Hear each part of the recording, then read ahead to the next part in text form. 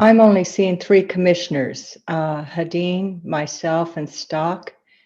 Is there any other commissioner on?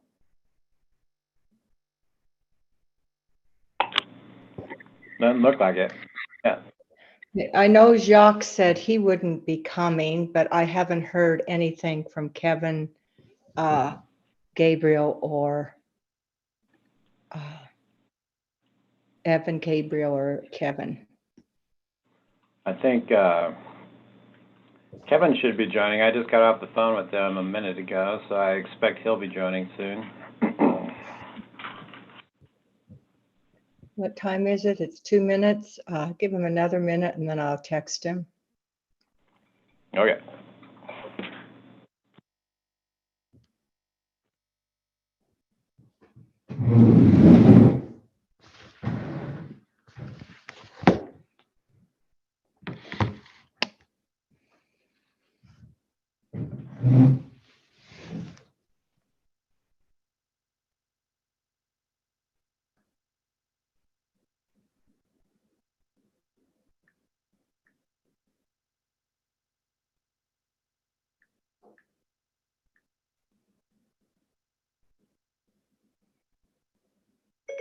Are you joining the workshop budget? We are 1 short a quorum.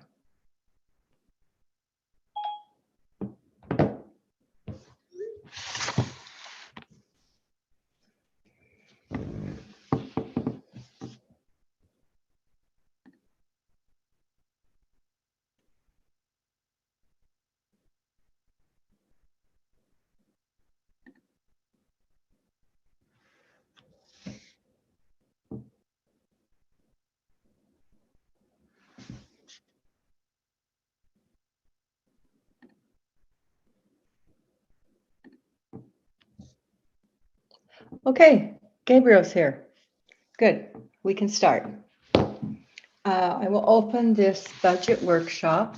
The date is Monday, November 22nd. The time is 1:33. Commissioners that are present are Hadeen, McGann, Stock, and Wojtek.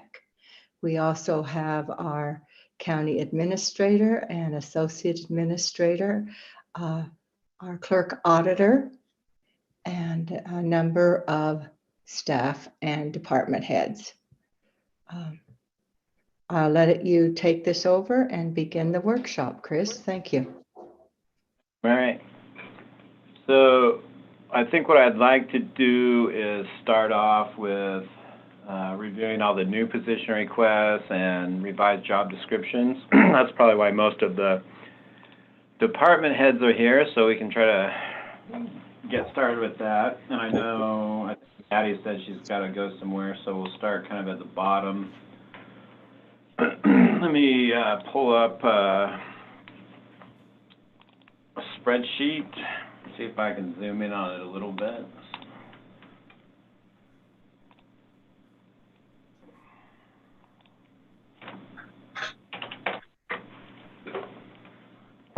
So I think Maddie's here, right? Yes, I saw Maddie. All right, so there's a couple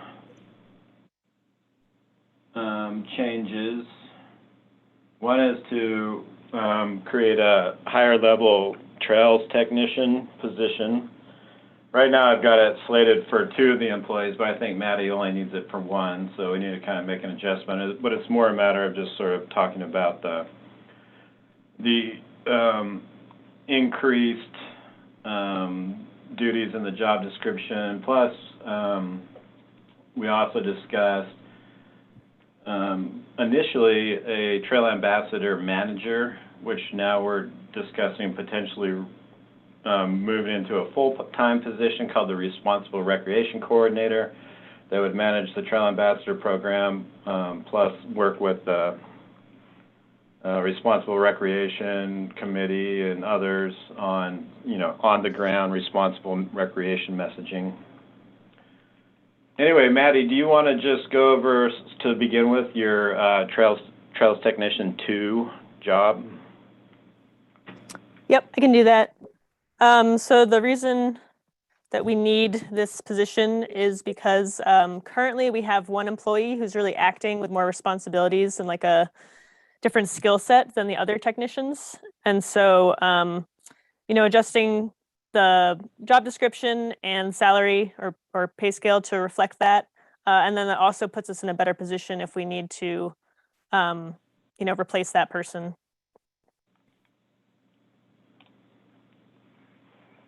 So I think that one's pretty straightforward. And it's a 1 grade increase, I think, from the others. Let me try to double check there. Yeah, so it'd be about $22 an hour versus $20.95 for some of the others. So I think that's a pretty straightforward request for just a revised job description, essentially moving one of them up to this Trails Tech position. And then on the responsible rec coordinator, kind of along the lines of some of the discussion we had in our last budget workshop, the notion that we needed some staff support to realize, the goals of the Responsible Recreation Committee. One of the things that I think we need to sort of realize is that the entire TRT, but marketing, messaging platform is going to be responsible recreation based.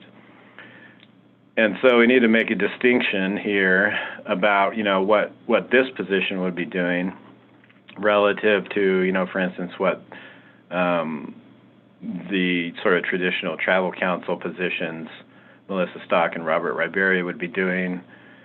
And, my vision for this particular slice of the responsible recreation programming is more directly related to in-county, on-the-ground, responsible recreation promotion, versus online promotion or any other type of, marketing or messaging approach that would be not specific to on-the-ground interventions.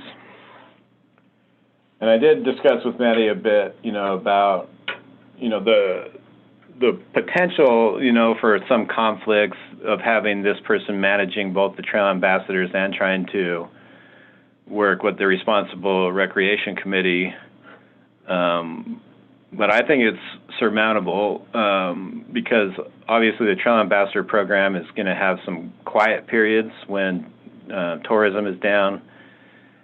And my suggestion would be to work with the Responsible Recreation Committee to come up with a plan, during the winter probably predominantly, for how to spend, the budget for the Responsible Recreation programming, and then spend the rest of the year implementing it.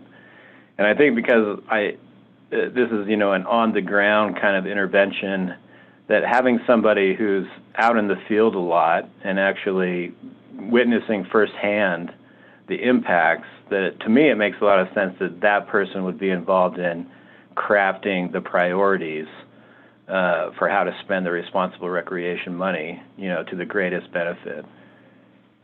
Do you have anything you want to add to that, Maddie? Or any other discussion? I think that sums it up pretty well. What were your concerns about them being combined? What did you see as conflicts? Because I didn't see any. I think when I was speaking with Chris in August and Renee maybe a few weeks or months ago, my impression that it was going to be more like office space with a little bit of field work, which I saw challenges just with the scheduling because trail ambassadors pretty much have to be working on the weekends. But I think after talking with Chris, it sounds like, this person could be a bit more in the field, but then also managing the logistics for projects. So I think having someone who's, thinking of them primarily as field staff who also has office responsibilities versus the other way around is a lot more workable to like the system we have now in the office. Okay, that makes sense. I see what your concerns were. Thank you. Yeah, and I think, there's a statutory constraints on how big this budget can be. And so it's really not a huge budget. and I don't foresee that it would take somebody a huge amount of office time to plan it all out. In my opinion, it could be done in the 3 months or so of downtime when there's not going to be a lot of field work, especially if we're going to go from a part-time position to a full-time position.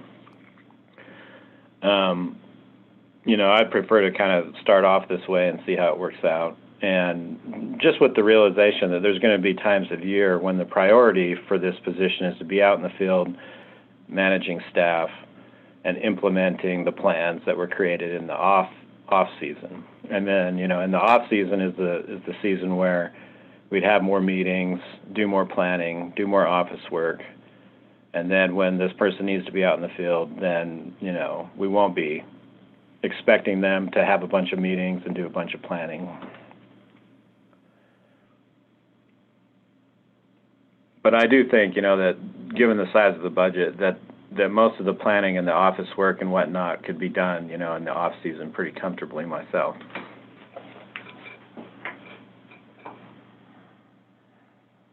It seems very reasonable to me. It also, to me, it sounds like a good idea to have somebody with on-the-ground experience that's helping to craft some of that messaging and strategy around responsible recreation. And yeah, I think I'm supportive of this move.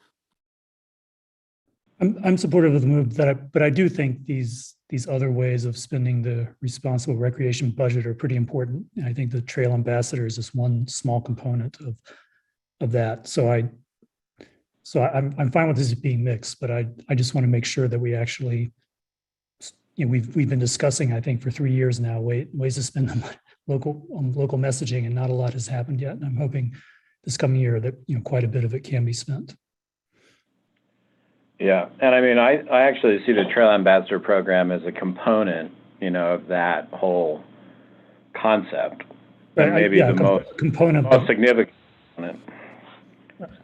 And so, to me, it all kind of rolls in. But like I say, the rest of the crew in economic development are also going to be working on similar concepts, but they'll just, not be as direct, as on the ground type messaging. They're going to be working, with business owners. They're going to be working on social media and other things, And so we'll just make that's the kind of distinction that I want to draw here, is that this manager is going to be tackling the very local, on the ground, tangible type messaging. And then in economic development, they'll be working on more sort of internet-based messaging, and also working with local businesses, et cetera. So the whole thing is really responsible recreation based, but we kind of have to draw some distinction somewhere to sort of separate some of this stuff out a little bit. Of course, they'll have to coordinate so that their messaging is synced up with one another. So Maddie and Chris, how I see that this is being bumped up to full-time. Was the idea that the Trail Ambassador program specifically needed that full-time position, or is the idea that half of the time could be dedicated to messaging and responsible recreation stuff? Yeah, so I think Maddie originally proposed 1,000 hours for the Trail Ambassador manager, which would be a part-time seasonal position. So, like part of the year, they might be working full-time, but it wouldn't be full-time average over 6 months. And so it'd still be a part-time position, similar, to a lot of other, positions like the trail technicians, et cetera, who may be working full-time for a short period of the year, but not the whole year. And so they're still considered part-time. And so going full-time, is justified by adding in the rest of the responsible recreation duties, to coordinate with the committee and to figure out how to spend, probably about $200,000 to $300,000 a year on signs, kiosks, different messaging platforms. Like this year, for instance, we created some water bottles that the trail ambassadors can pass out that have a lot of responsible recreation tips on them and whatnot, stuff like that. Okay, that clarifies. I mean, just as long as there's some designated time to put into that other program as well, then Yeah. I'm supportive of it. Yeah, the way it's hard to say how it will pan out, until you get going with it. But if the trail ambassador manager is 1,000 hours, then the other side of it would be about another 1,000 hours. So full time is considered 2,080 hours a year, and so that would add another 1,080 hours to do, whatever else needed to be done.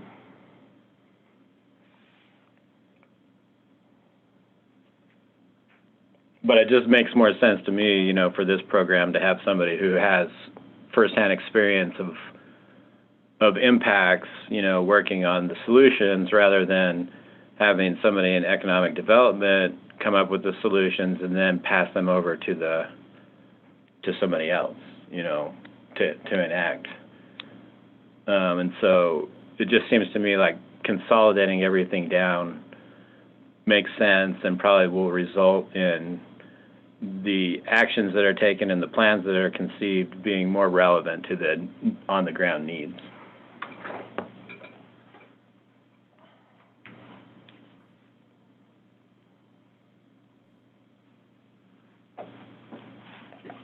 So then, besides that, we also are proposing to bump up the hours for the regular trail ambassadors too, which is a pretty considerable cost. Right now, the whole program's a little over budget. We might, have to either look at the budget or bounce these hours down a little bit to get it to fit within the budget that we've talked about thus far.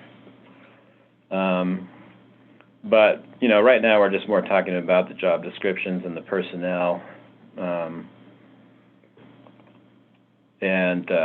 So that's kind of more what I want to cover. But there are, is going to be a significant increase to the number of hours for the trail ambassadors next year. And so that's a big reflection of the cost that we're looking at right there.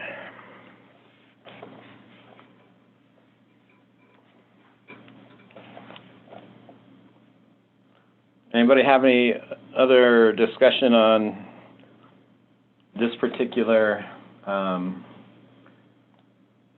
we're calling it trails, but it's really Grand County Active Transportation and Trails, this particular department, before we move on? I don't. Does anyone have questions? Are we ready to move on? Looks like we're ready to move on, Chris. Okay. Great, thank you. Thanks, Maddie. So then in the Sheriff's Department, for search and rescue, I'm not really sure if these are the exact people that Jim would like to promote, but he's wanting some higher level positions in search and rescue. I think he's calling them search and rescue officers. So that, that would be 3 of the more experienced search and rescue folks getting a bit of a bump in salary to take on a little bit more responsibility. I don't know if anybody from the Sheriff's Office or Jim Webster's on or not, but I think we did send out the job description for that, didn't we, Renee? Yes, I believe it was in that folder. Actually, no, I don't think it's in that folder because there are 3 kind of designations. One was equipment, like an equipment officer handling all of their equipment and inventory. One was a training officer, just making sure that the staff is getting the training needed and keeping track of that. And then their admin officer, just doing all their admin work. Okay, so, oops. Try to find my. So which of those 3 is the one with the longer hours on the spreadsheet? The admin, probably, Nancy. Nancy. So it's about 40% increase from their current pay, which is, less than $16 an hour.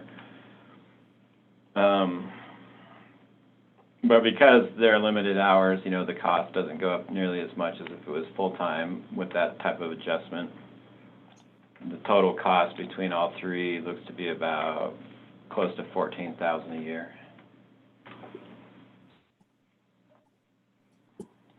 And Renee, can you maybe send out those job descriptions to the commission when you get a chance? Yep. I'll see if Jim has them done. So yeah, and another thing to explain is that the proposed salary, this column with the hourly with the star in it, is pre-cost of living adjustment. And so if whatever cost of living adjustment we end up with, these hourly rates and annual rates will go up proportional to whatever that increase is. However, the cost that I've calculated includes that already. So the cost of a 5.4% COLA is included in all of these costs already, but it's not reflected in the hourly or annual yet. Just to clarify that.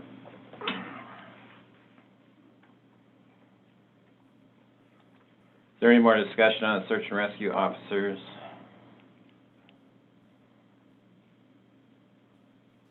Doesn't seem like there is.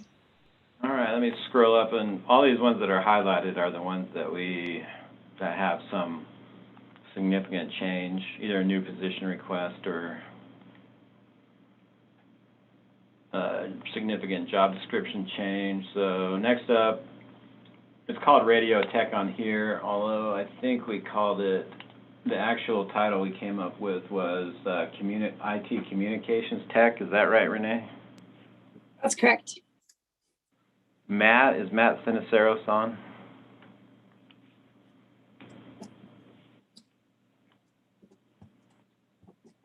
Doesn't sound like it.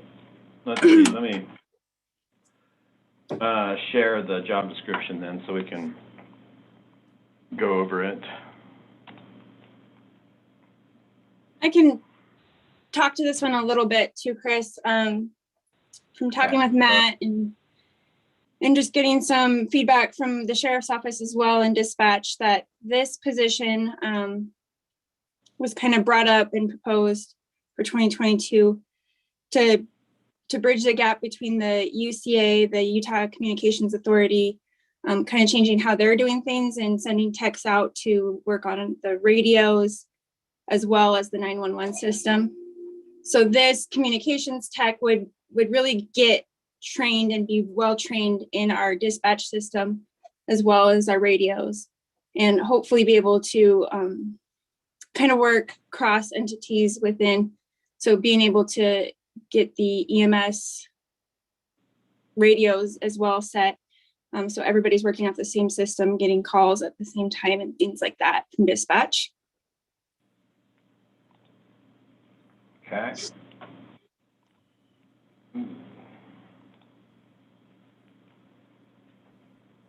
Is this one a full-time position also? Currently being proposed, yes, full-time. Beyond where I read through the job description just briefly, but beyond working with the sheriff's office, do we anticipate that this person would help in the IT department for the county as well? I know Matt said that they're always swamped. Yeah, I would think it would. The position's being proposed under Matt's department. But as well as if somebody could be trained on the 911 system, that would take a lot off of Matt as far as having to go in and deal with those issues within dispatch and in the sheriff's office on radios and things. So yeah, and there's quite a few upgrades that they're planning. And I think that if that all fell on Matt's plate, implementing all these big upgrades, that would certainly overwhelm him.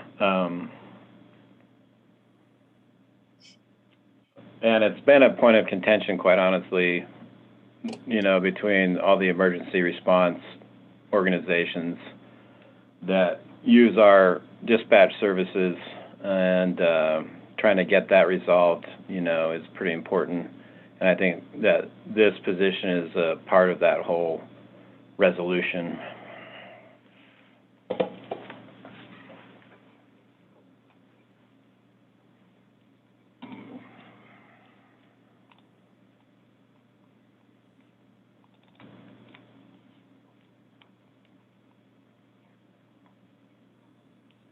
Any other discussion, or let's see, have I got the screen share working?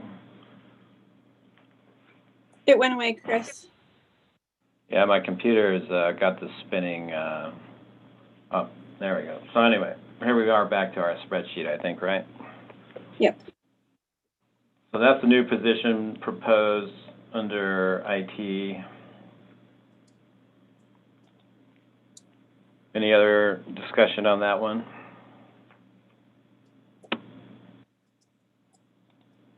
All right, let's keep scrolling up. So now we're in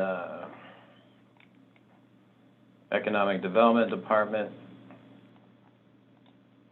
And let's first off go over what are we calling it? Marketing Manager? What was the title we came up with, Renee? I think we finally settled on calling them both Assistant Marketing Director, and then one with Robert's with the web design specialty, and Melissa's with the social media and partnership development. All right. So with Roberts, is there a proposed increase of duties, or is it just clarifying his position? I think it's just clarifying a lot of the duties and kind of cleaning up where we had it from before, adding in responding to the email requests from the website and whatnot. Okay. Do you want to, you or August, go over the proposed changes to Melissa's job description? Yeah, is August on? Yep, I'm right here. Take it away, August. The basic changes are that Melissa's position previously was social media specialist. And the intention was that if I'm taking on kind of more than just the marketing duties, which was kind of Elaine's focus in the past, and I'm also managing the diversification activities and just in general more higher level stuff, we'd be adding some more to Melissa's plate. One of those main things is, going and attending travel shows, liaising with the Utah Office of Tourism's international kind of team. They have a whole team dedicated to all of the international markets that the Utah Office of Tourism works with, and kind of coordinate our efforts in our office so that we're piggybacking effectively off of what they're doing, and we're not, spending a ton of time developing our own programs that don't align with what the state's doing. She's been coming with me to kind of travel shows, all that kind of stuff. There's a couple more things in the job description, but I think that's the gist of it. And I think the intention is to kind of bring Melissa and Robert to kind of a similar level in terms of functionality and responsibility, just specializing in different things. So with Robert managing the Discover Moab website, as well as any email inquiries that come in there and keeping that site up to date. Melissa managing all the social media resources, and then they would both be in on the kind of marketing planning process as well. And we just kind of clarified some of the duties within the office and delegated those appropriately.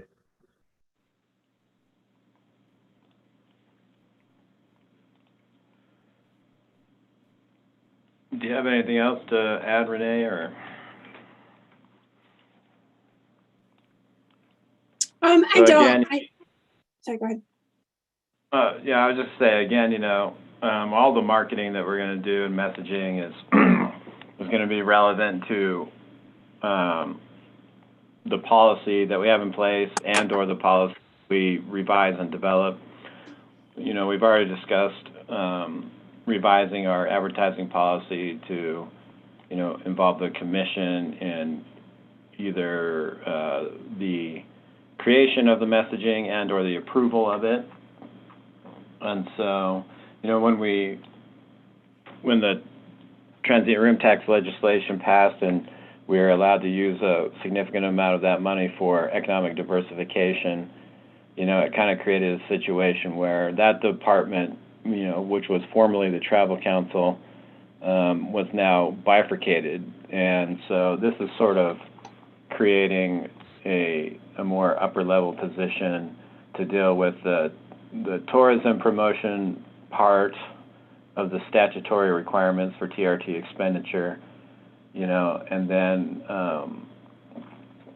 give an opportunity to split out some of the duties for economic diversification to some others. And so this is the result of that.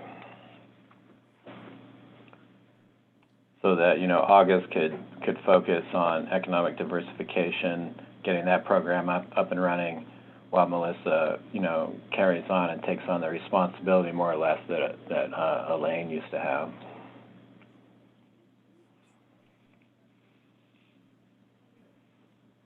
And I wanted to kind of chime in on that briefly. I think that at this point, the plan and the strategy is to work very collaboratively with Robert and Melissa. And if we continue working with Love in the new year, all of that strategy would be done collaboratively. So I wouldn't be hands off at that level, but the intention is to have Melissa and Robert be the implementation team and the kind of point of contact for that side of the work, if that makes sense.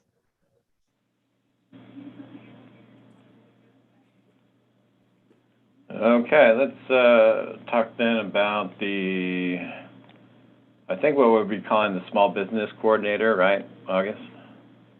Yeah, small business technical assistance coordinator, something along those lines. So the intention here is that the USU Moab has historically had a position within the Small Business Development Center. It's been part-time. It's been filled by the likes of Beth McHugh for a long time, and recently Casey Barlow. They're a really integral part in terms of having direct contact with entrepreneurs and small businesses, helping them put together, whatever requirements they need for grant applications, connecting them with resources. Right now it's unfilled, and we're relying on the great Megan McFall out in USU Blanding to cover Grand County. And the intention here is to allocate money for a full-time position in the opportunity that it seems like we should cite it here in the county, or if we can figure out an agreement with USU Moab to make that position full-time, where we're not doing the kind of management of it, but we're doing the kind of salary backfill in that way. But that's very much up in the air at this point, and we wanted to allocate the appropriate monies in case it came to the county in the new year.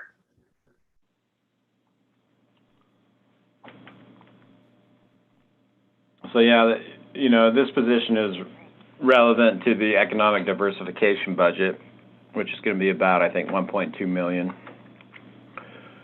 And as August indicated, it's somewhat up in the air. It kind of depends on whether or not we take on an SBDC type position in the county. But of course, if it ends up at USU or elsewhere, then maybe this money would go to as a contribution to that program, which is a state-run program that's usually housed under universities, although, doesn't necessarily have to be.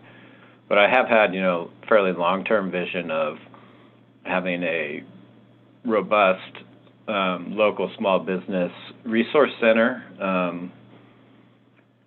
And so this is kind of a part of that long-term vision that I've had. It's still a little bit up in the air, and so this is more, a tentative budget than anything. And like I say, it could end up being a position that we create, or it could end up being a contribution to a position that's at USU or elsewhere.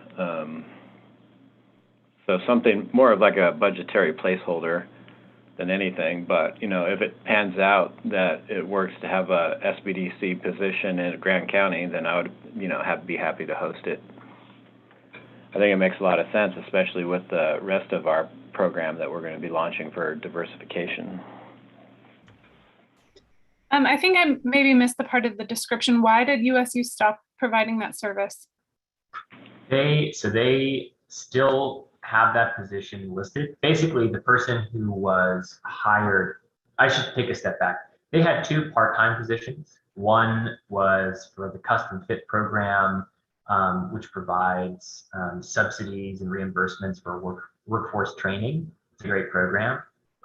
Nara Bopp, who was running that for USU, got a job at the hospital, and then at the same time, the person who was running the Business Resource Center, which is the other part-time position, left after a couple months.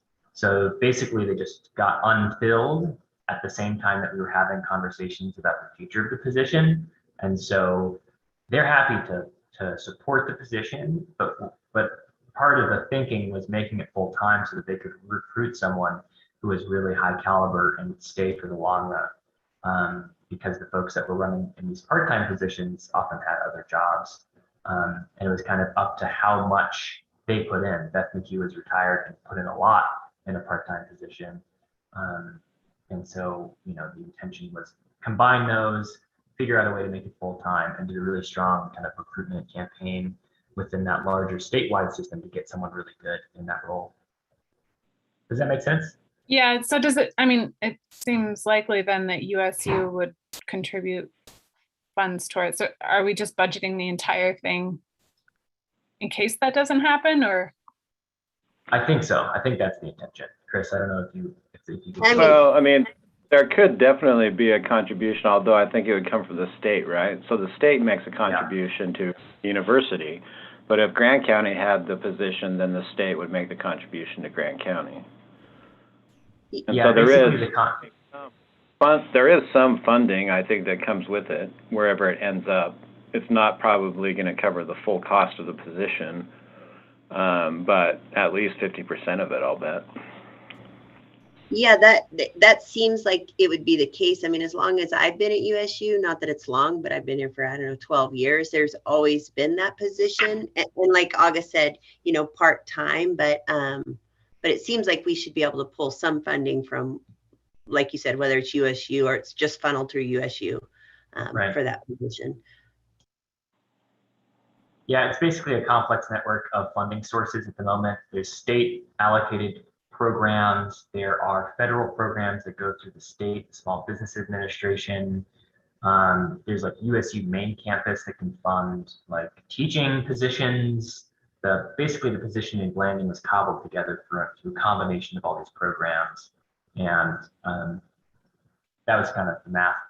My understanding is that USU Moab, our local campus, would be contributing office space, but wouldn't be contributing money out of their budget necessarily. So the money would be coming typically from like USU main campus or USU extension, and then other kind of federal and state resources.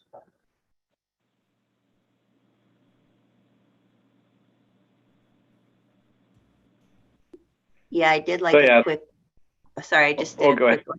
quick Google search, and it does say that they're funded by the federal government via SBA and the state of Utah under the Utah Department of Community and Economic Development and USU through USU Extension. Yeah, so it's kind of a convoluted funding stream. Right. So yeah, it's still a lot of details to work out with this, and it's like I say, it's more of a budget placeholder than a real true nailed down position at this point. But I do want to get something in there, you know, to cover all the different possibilities.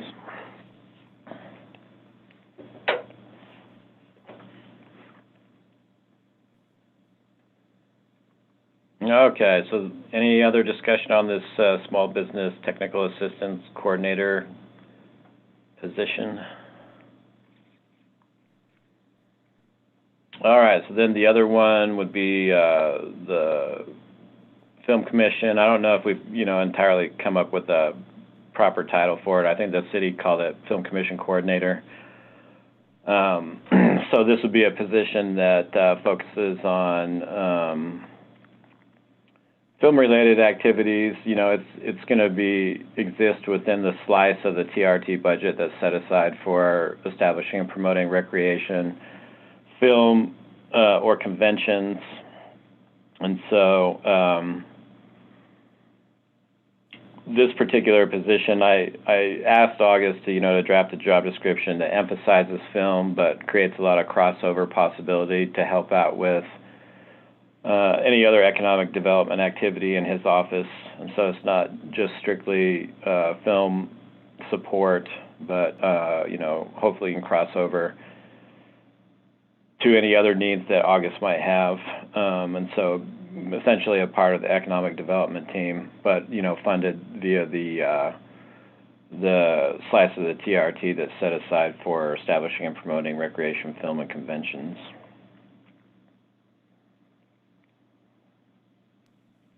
And Chris, but the vision is that the total amount of spending in the Film Commission isn't going to change. It's just the funding sources are changing, but. Well, I haven't really worked out any ancillary budget other than the salary at this point. And, I did kind of cut as Sarah pointed out, we sort of double budgeted for the salary a while back, which I've since cut out.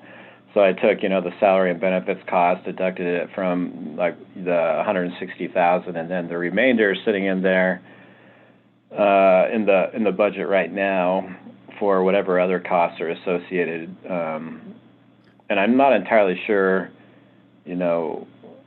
what those comprise of, quite honestly. I think that between now and when we hold our budget hearing, probably need to nail down the non-salary benefits side of that budget also a little better so that we understand it. Because I've mostly just been concentrating on salary and benefits thus far. But there is, about a $70,000 remaining, for other elements that go with that. Although, for the most part, with our other economic development positions, salary and benefits is 95% of it, Okay, And but so I'd have my to- understanding is previously the county was splitting the cost of this with the city. Oh, yeah.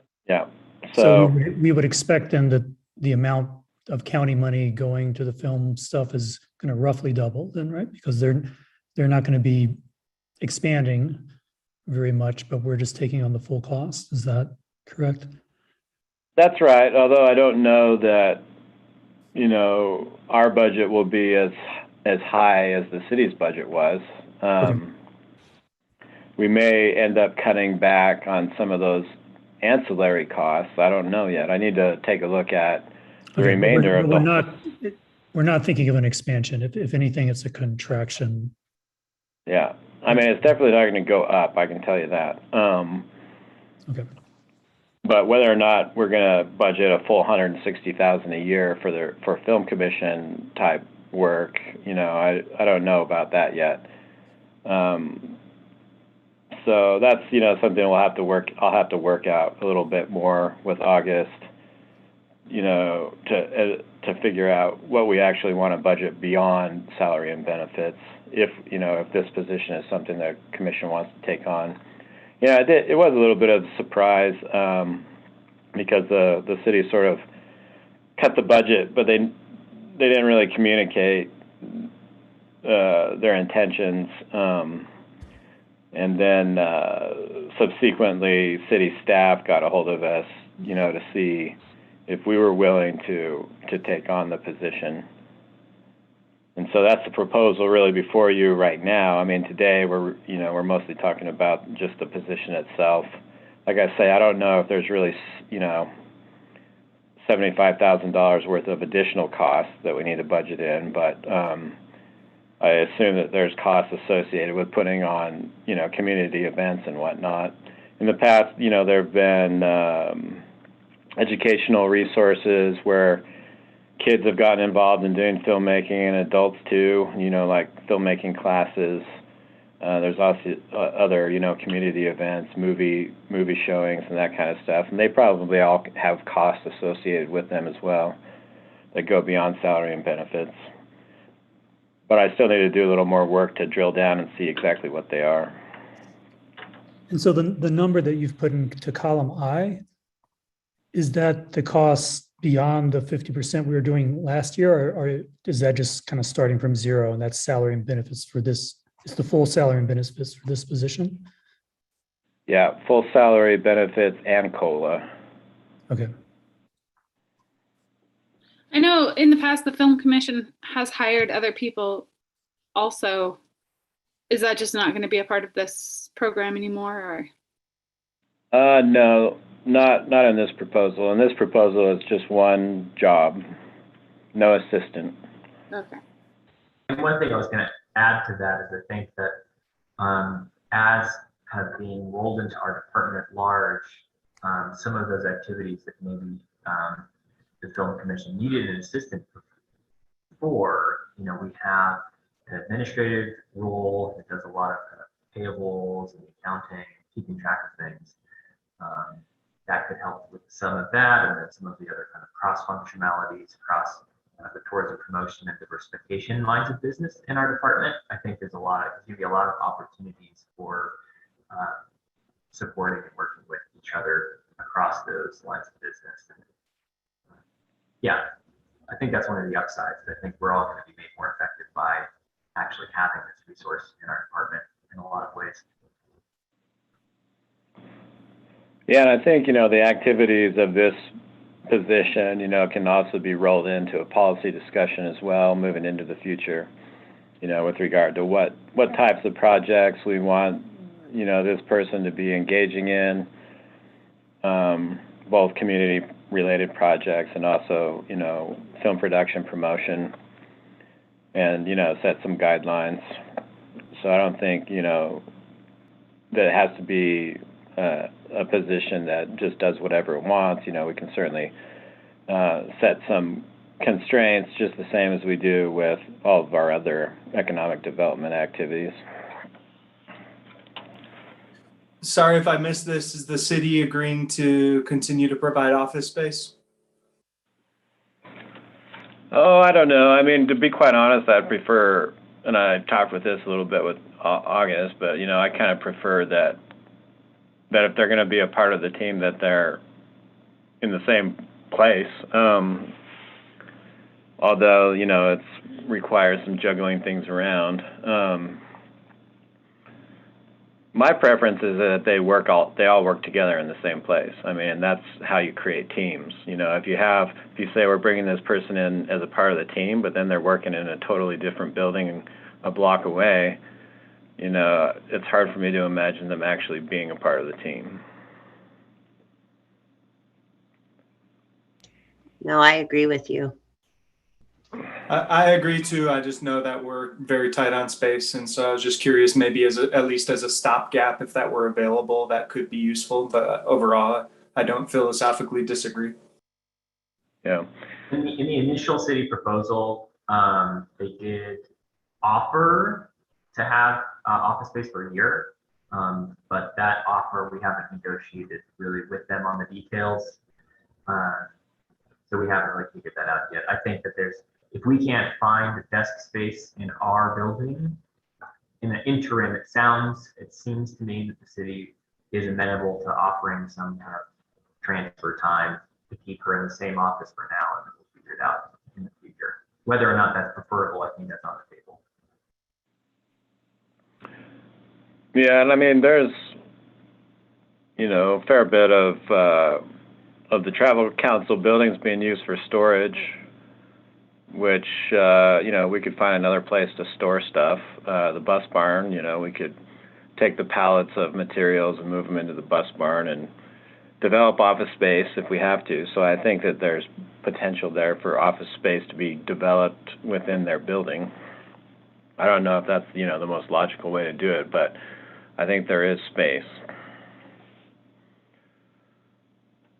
It might come with a cost, a little bit of remodeling cost and whatnot.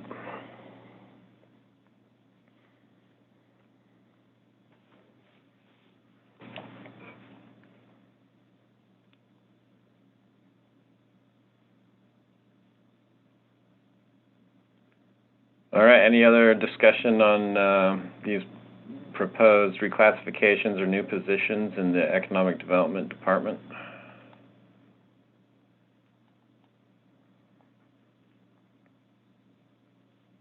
Doesn't look like it. All right, let's keep scrolling up for the next. So then, Attorney's Office, I know that Christina's on vacation. I'll just kind of quickly go over some of her requests. She's proposing some, revised job descriptions for most of her employees.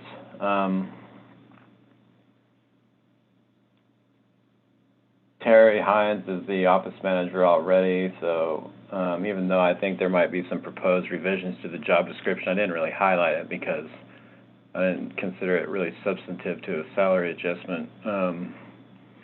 One of the big ones is changing one of the higher level paralegals over to a deputy attorney, an actual attorney. And so that's a fairly significant cost. And then Christina previously got about a $15,000 budget for a law clerk. I guess that's somebody who's training to be an attorney to kind of do some part-time work. She's proposing to eliminate that position. And then she's, provided her own proposed salary adjustments as well, which is kind of a different subject. But as far as changing positions, she's proposing to eliminate the law office clerk, add, some more significant duties to the prosecutorial assistant, paralegal, and then switch over one of the paralegals to an actual attorney. And I believe she sent all these proposals out to you also. She did, yes. So I don't know if we want to, how you want to address all this without Christina being present. We could address this on the 29th also.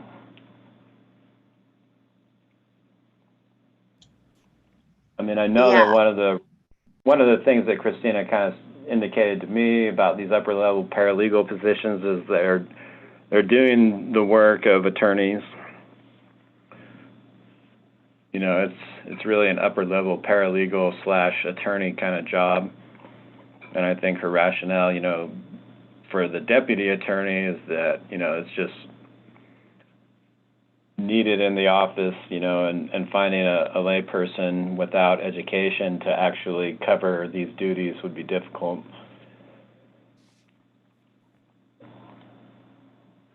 Yeah, I think it might make sense to discuss this more when Christine is available. I agree with that. Okay. So yeah, I think we'll have to schedule the 29th then, part of the 29th, to kind of go over that stuff. So let's move up then to the assessor's office, where they're requesting another deputy assessor personal property clerk. Is Debbie on this meeting? Yes, I am. You want to just give a summary of the need for this position? Yeah, so the reason I'm asking for another person, we haven't hired anybody in this office we've had the same number of people since I started in 1999. And because of the workload has increased so much with all the new parcels reappraisal that we're having to do, as well as the motor vehicle has probably doubled, if not more, since I started. And so in order to have Jill be able to focus on real property appraisal and help with motor vehicle and just help when she needs to with personal property, that's what I need another person for, is I would pull Jill out and put her in the back so that she can help more with real property. And I also want to get her license to do Greenbelt. So right now, the way we have it, it's just too much responsibility for her to be able to have to do 1,500 personal property statements that are due by May 20th, as well as we have to have our complete reappraisal done by May 22nd. So when she's got 1,500 statements sitting on her desk that need to be processed, we have to process those checks within 3 days. it's just not getting done. And last year we reappraised the county, as you all know. That was a heck of a year. Really had to put a lot of work into trying to get it done on time. And so I think just to take some of the stress off of my two appraisers, that we need to have another person in the office to handle motor vehicle and learn personal property.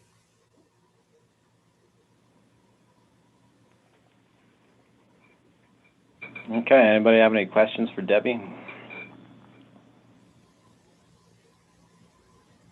Or other discussion? So the state helps cover some of the costs for your office, or does it not? They do. Okay. Will that increase at all with the increase in motor vehicle? I know that the assessors are going back to the state to have that looked at, so I'm not sure right at this time what they've come up with. Okay. Yeah, I mean, what we're getting right now from them would only cover about half the cost of this position. So I know in discussions about the attorney's office, we've sometimes made comparisons to other counties and what mix of attorneys and paralegals they have. Do we know anything about assessor's office? Is it similar counties? Are we below or the same as in terms of employees? We do. However, the ones that we were comparing to for this salary study, a lot of those offices aren't required to do personal property or motor vehicle. Those appraisers are just doing appraisals or data entry. They don't have to actually work the front counter or, do personal property, but we don't have that convenience here. And why is it that we're different? Sure. Just because we don't have enough staff. Oh, I see. Okay. In our office, Yeah. we're all cross-trained. I even work the motor vehicle department, so. So Yeah, you're I mean, saying that for other counties of similar population, we have a lot less staff? Correct. Okay, thanks. Yeah, it's not always the case that the assessor covers DMV. Most counties. It they is use. It's a state, a state level thing that they contract with us to do. But it seems like if we just said no thanks, we were not going to do it, then there just wouldn't be a DMV in Grand County.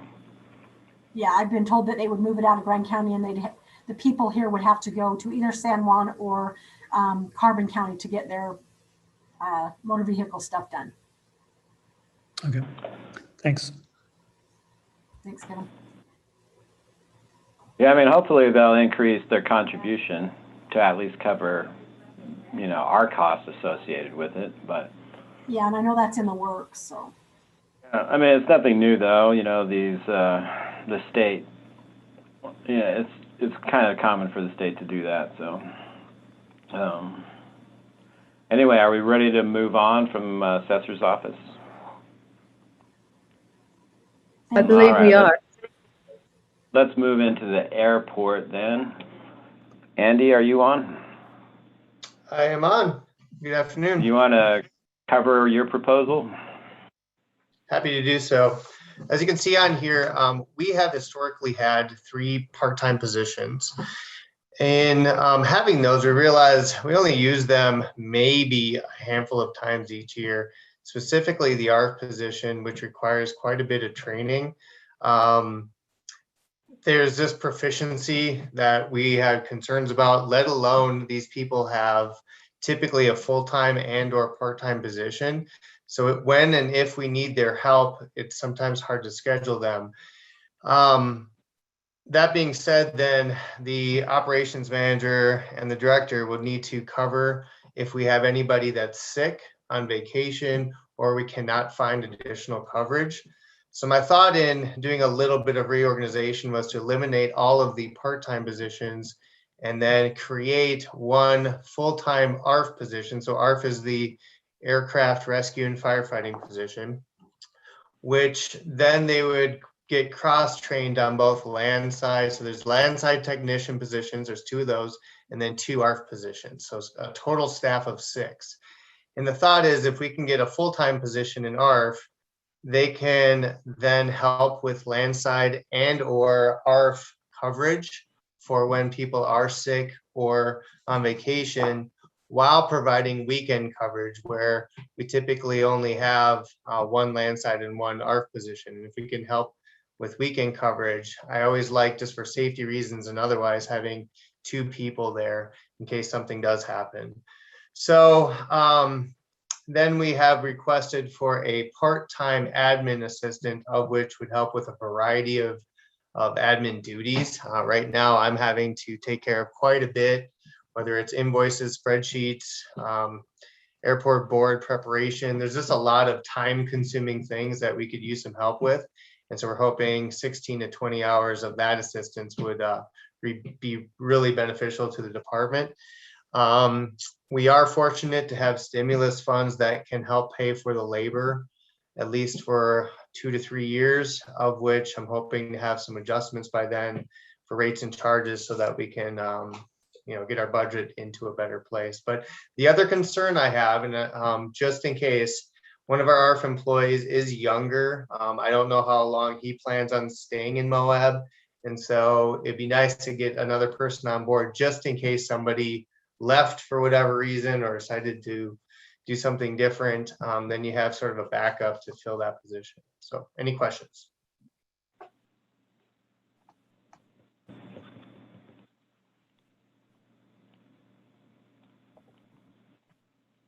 So Doesn't seem like there's any questions. Go ahead, Chris. Did you cover the admin assistant too in that? Yes, I did touch on that. I didn't get into detail about the position, but we would love to have about 16 to 20 hours per week for a part-time admin assistant that can just help with a variety of tasks that, by having that person, they can take care of those things to allow me to focus on more of like contracts and agreements and other things that I really need to get done as well.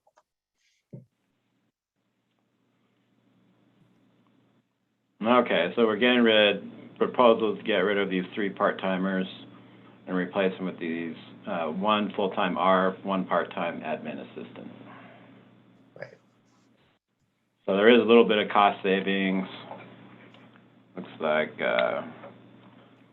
total of about $22,000 in savings from getting rid of the part-timers, and then $112,000, in new costs. So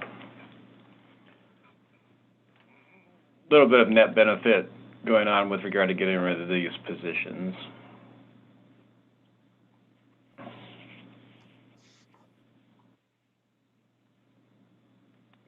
All right, any other discussion on the airport?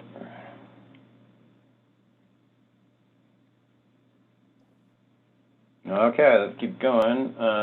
Then last is our office, Commission Administration. Got some significant changes to propose. The first off is to eliminate the admin assistant position and replace it with an office manager position.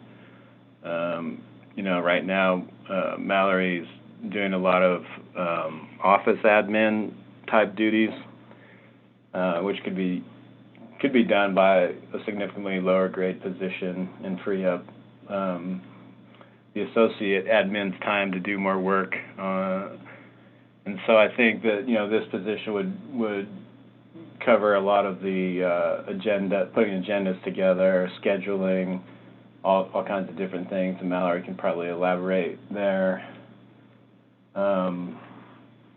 Then I'm proposing also to create a new position, which I'm calling Strategic Development Director.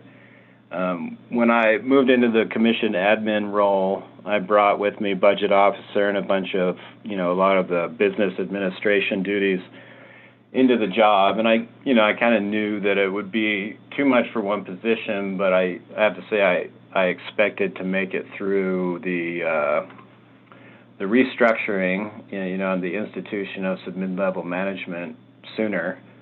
But, with COVID and everything else, it didn't happen. And with space constraints, it's a few years out yet.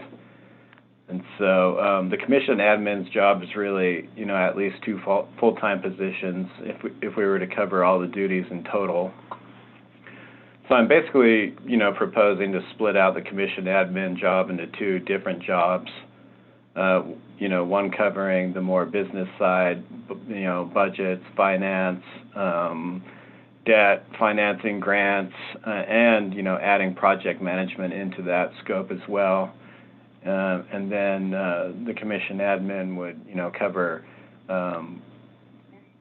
fulfilling the commission's agenda items, working with the office manager to fulfill all that, and then dealing with providing support, supervision, evaluations to, the 14 department heads, plus tackle updating policy, et cetera.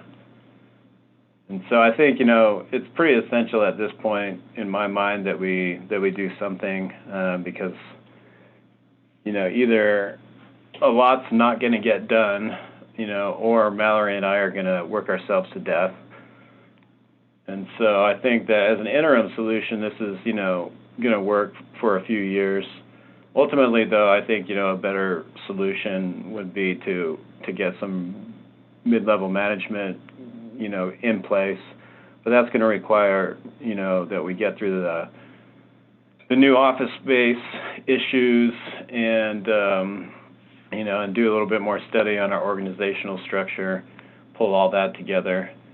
Right now we're probably in the golden era with regard to trying to get big infrastructure projects funded between the CARES Act, ARPA, and now the federal infrastructure bill being passed.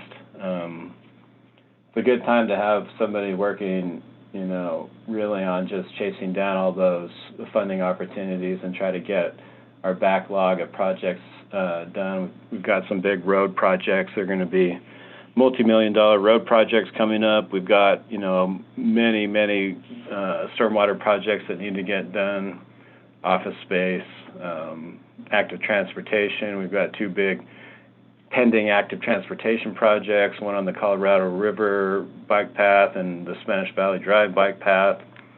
So there's quite a bit of work that needs to be done. And at this point, I just don't feel like, I would be able to actually get to any of that. So what I'm proposing is to move me into that strategic development position, move Mallory into the commission admin position, and then to recruit for the associate admin and the office manager. Chris, I think what you say about us needing to really focus on being able to get funding for these bigger infrastructure projects is really right on. I've been kind of worried. There's so many different funding opportunities that we get sent invitations to attend webinars and stuff. And I'm like, how are we keeping up on this? And I really think that is a very important component to this. And yeah. Yeah, I do too, and it's, I've actually tried to apply. I've applied for quite a few things, but, I haven't been able to really put all my effort into them. It's just, whenever I have a spare half an hour, I'll quickly bang out a proposal and send it off. But it's not really the best way to do it, especially under the circumstances. But even if we got the money, the problem, that's kind of the easy part sometimes to get the money. But then if you're talking about a multi-million-dollar project, then once you get the money, that's when the real job starts. How much extra space are you talking about, Chris? Are we talking about 1, 2 offices? What are we talking about? Well, I mean, it depends on how far you want to build it out. Normally when you build a whole new building, you want to say, well, let's build it out for our needs, 20 to 30 years from now.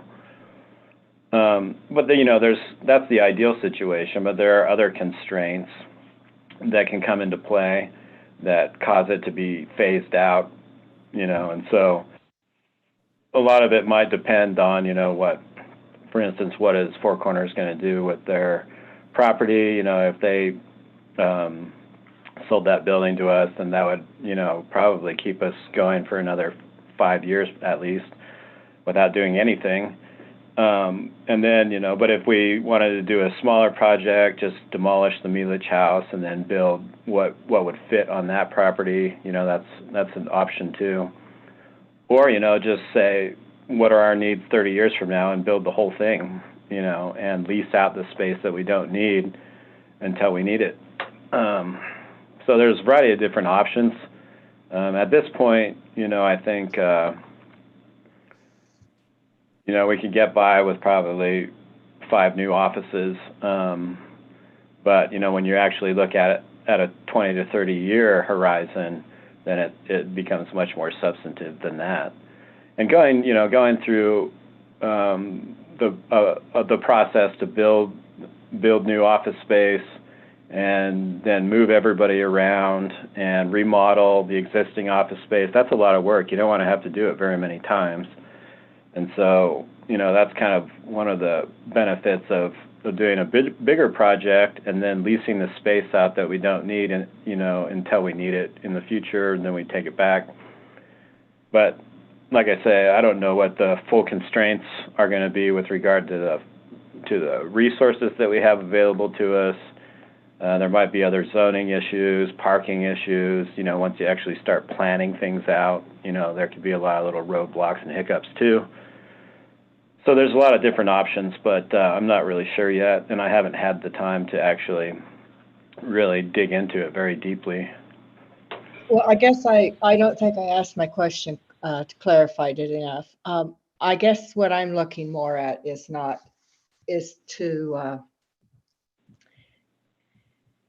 make, how much space do we need to make your office right now function? For this proposal? Well, we just need one more office for this proposal.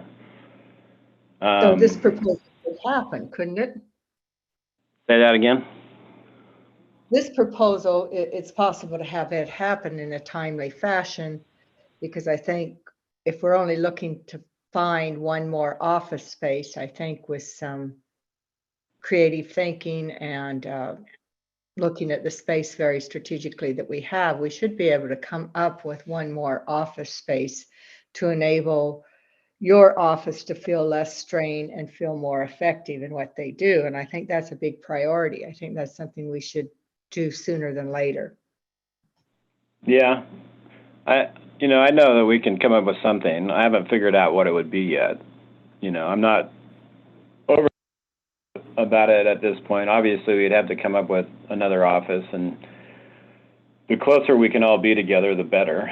But it's probably, we probably won't all be able to be in the same place, or at least in as close a proximity. I don't really like working from home, and so I would need to find some place, and with on the county property, and also I think that I would have to be tied in with the county server too, just because of the software that I use and whatnot. It's necessary for me to have access to the county server, and also to be able to communicate easily with commission administration, because we're really talking about 2 positions that are working on the same thing, which is strategic development and moving the county forward. And so all these positions would have to work really closely together. I mean, it's possible, I suppose, that that one of these other positions might be the remote position and I stay in my office. I don't know. Well, I think it's real important for you to stay in your office and perhaps looking at positions that could be more remotely used, or better using some of our space.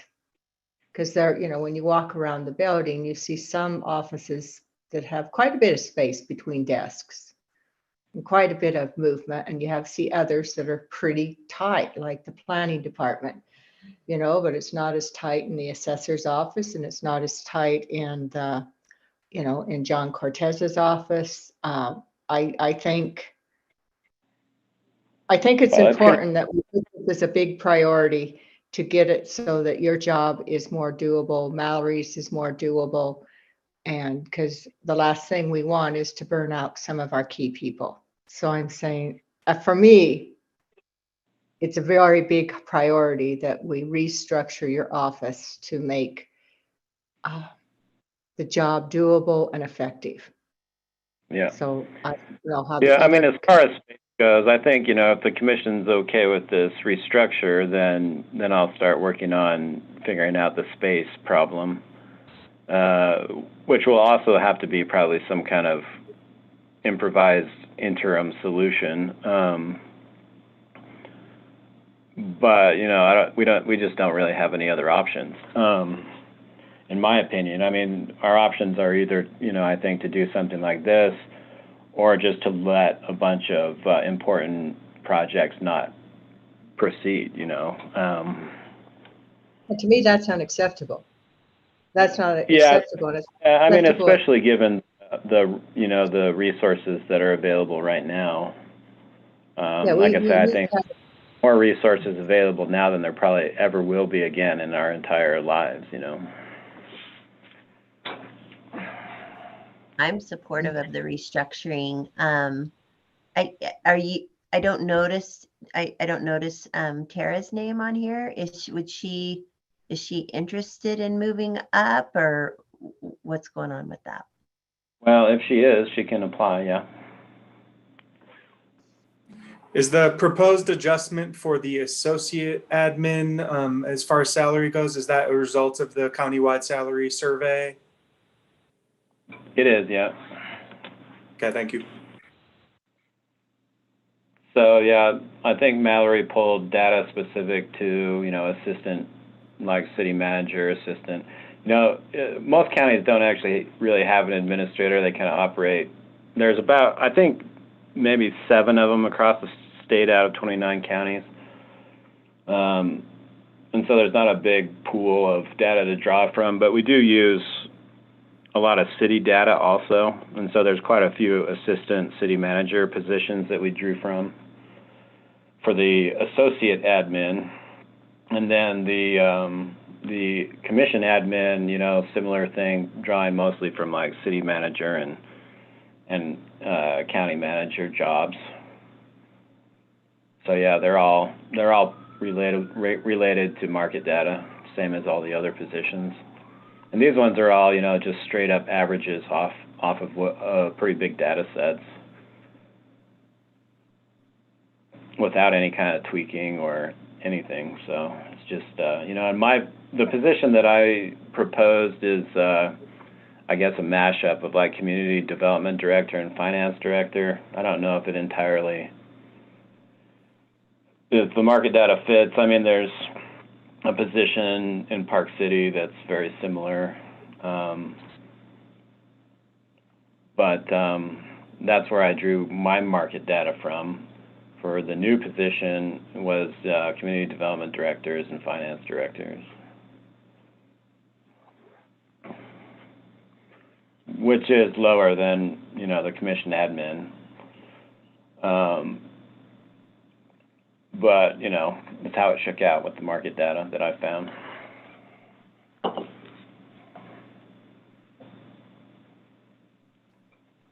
I think it's pretty clear, at least what we're hearing right now, that I believe most of the commissioners, we haven't done a straw poll, but want to be efficient, and that we really want to move forward with this proposal in a way that's strategic and puts all the thought into it, but at the same time doesn't wait for everything to line up, but to make a move. Yeah, it's one of those kind of chicken and the egg situations we're in right now, where it's hard to make any progress because of the space constraints. We've actually got the revenue, to probably institute some mid-level management, but just nowhere to put them. And so again, this is, I guess, a creative interim solution to moving ourselves forward without getting stuck essentially in a place where we just can't move in any direction. I was just going to chime in. I'm supportive of this reorganization as well. And I think one reason that hasn't been mentioned yet is I think one needs to, adjust organizational charts to the people you have available. And I think that's what this is doing. So. Yeah, I think it's extremely important that we don't burn you two out. And I know how hard you guys are working, and you both have a ton of institutional knowledge and skills that we need to retain. So that's my 2 cents. Hey, I would Okay, even weigh in too, Chris, if you'd allow me. I would support this as well. I know that last year we talked about this, and I think Kevin was present for those meetings when we talked about hiring Cassie to do like grants administration and then accounts receivable. And I think Cassie and Chris and myself have kind of realized at this point that the accounts receivable portion in and of itself is a major duty. And we really haven't been able to free Cassie up to do a whole lot of grants seeking and tracking down a bunch of those available federal funds. And so and Chris is obviously aggressive and very knowledgeable in this. I think he'd be great for the position. I think it's a great idea. So anyway.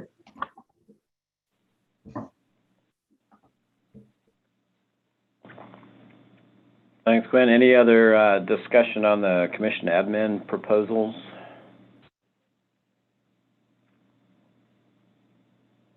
All right, so I guess before we move on from new position and reclassified positions, does anybody have anything else to add? Any concerns? Part of what I'd like to accomplish from this workshop is, getting enough security with what we've got proposed that I can start doing the data entry to get this all actually plugged into the real budget without, feeling like there could be some major changes coming. We can still make changes, all the way clear up until we approve the budget, which is scheduled for the 20th of December. So none of this is set in stone, but, I'd like to get as close as we can, leading into the budget hearing on the 7th. So Chris, one thing that we haven't discussed in this meeting, there may have been some email memos about it, is just the overall approach you took to figuring out the various salary adjustments. Yeah. Do you want to just spend 5 minutes summarizing that? Yeah, let me just walk you through the different spreadsheets that I'm using. There's 3 spreadsheets that kind of all link together. And so let me start off with the first one, if I can figure out where it is. So, this is the spreadsheet that has, all the market data that we've pulled for different positions. And these figures are the advertised starting range. So when you see a position, advertised, it says salary from A to B or whatever. So these numbers are the low end of that range that's advertised. And so what we try to do, is take all these data points. For the most part, we're going to pull an average of these data points. And then we're going to try to figure out which grade at step 1 this matches with most closely. And so that then goes into a sort of an intermediary spreadsheet, which is this spreadsheet here. So we pull that market data over into this intermediary spreadsheet. We plug in, the department, the title, the names, the market data, current grade and step, and then number of hours, et cetera. And then goes into the spreadsheet that we were just looking at. Let me try to get back to that one. When you take those averages, you're just averaging all the data points you have, which includes a lot of cities on the Wasatch Front, as well as large and small counties. Yeah, I mean, the data, because, there's just a lot more human beings on the Wasatch Front, the data set naturally is weighted pretty heavily to the first and second class counties, just because there's a lot more. But the city salaries within the first and second class counties, right? I mean, there's Van County. Both. So they're, the positions are both city positions and county positions, and in some cases even other government entities that are, different types of districts or whatever. So it is a kind of a hodgepodge of different government jobs, but they're all pretty much public sector jobs. No private sector jobs are included. So then the other thing to kind of keep in mind is that we've made an adjustment to the market data to reflect local conditions, as I've gone over before. Hopefully you all can see this graph that I have up right now, on my screen anyway. So this blue line in the middle is just the raw market data that we pulled. And this orange line is adjusted. And so what we're looking at in the local marketplace is a situation where we have, we've had a flood of jobs get created in the $15 to $21 an hour range, and that's where the real stiff competition is right now, and probably will be, for a long time. And so what I did was create basically a couple different algorithms that gave me the ability to bring up the market data for those lower paying positions and then blend it in with the rest of the pay scale. So that's what you're seeing here. This orange line is the adjusted market data. And so it does blend in back into the pay scale up, around $22, $23 an hour. And then from that point on, it's just the raw market data that's being used.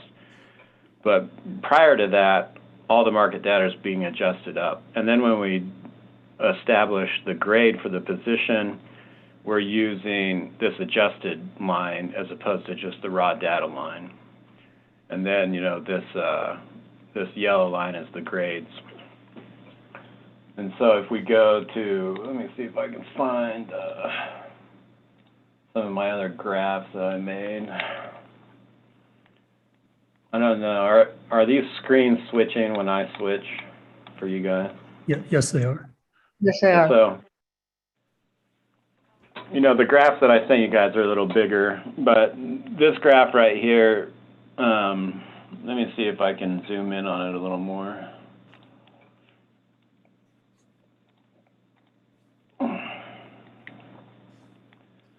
Find my place. When you zoom in, it's kind of hard. So this graph that we're looking at right here is showing all the blue lines are current grades, and then the orange line is the proposed grades. So you can see, right about where the adjustment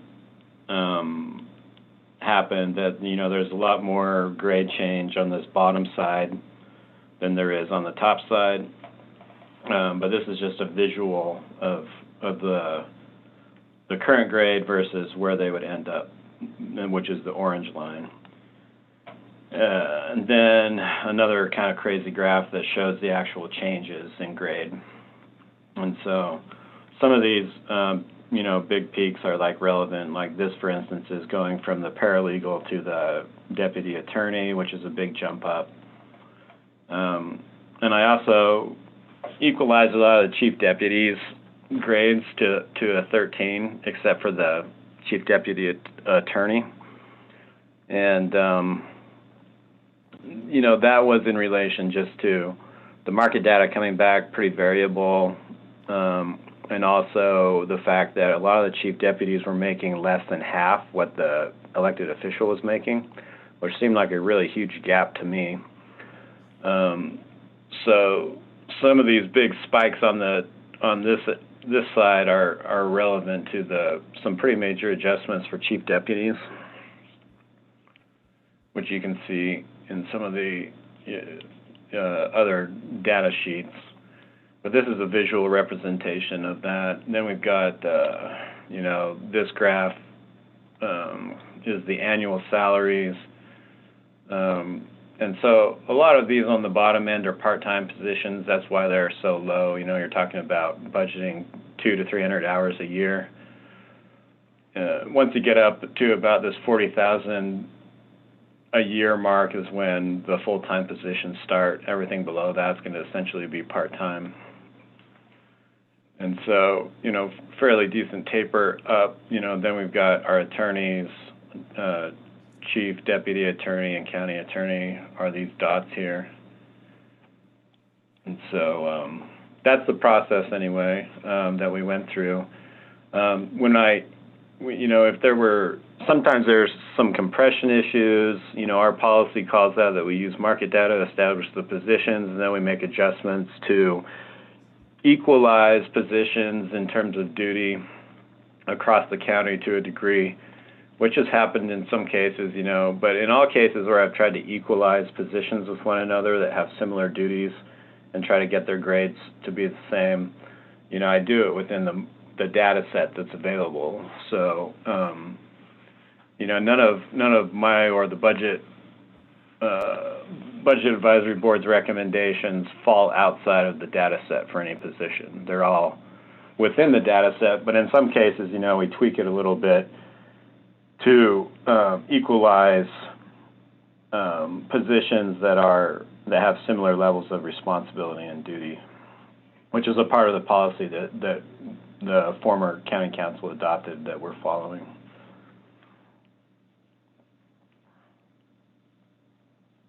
But for the most part, we're running off averages of the market data we have. And then the annual salary is a combination of the grade and the employee's specific step, which can make a big difference in how much they make. So a grade, going from one grade to another is 5% change, and going from one step to another is a 3% change. And, our policy, pay for performance policy, is that every 2 years somebody can get a milestone increase, which is one step increase. And if they're involved in the exemplary program, they can get another step increase in the off year from the milestone. So if somebody's involved in the exemplary program, they can get a 3% increase every year. So, there can be some broad variability in salaries just within the same grade, depending on how much experience somebody had when they were hired on and how long they've been here and whether or not they're involved in the exemplary program. And these annual salaries are a reflection of the actual step of the employee and not just the grade, whereas some of these other graphs are just the grade alone, ignoring the step.